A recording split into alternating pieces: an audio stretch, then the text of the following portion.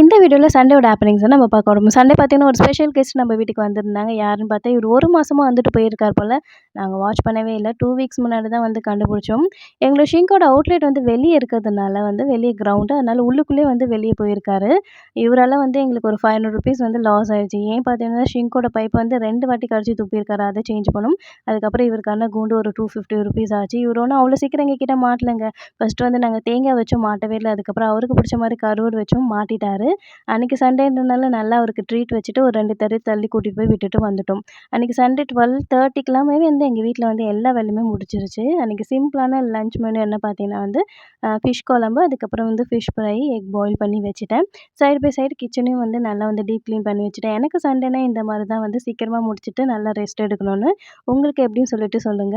இல்லன்னா சண்டே தானே நல்லா வெரைட்டியா சாப்பிடணுமான்னு சொல்லிட்டு எப்படின்னு சொல்லிட்டு கமெண்ட் பண்ணுங்க. என்னோட வீடியோ பிடிச்சிருந்தா மறக்காம லைக் பண்ணிட்டு சப்ஸ்கிரைப் பண்ணிக்கோங்க.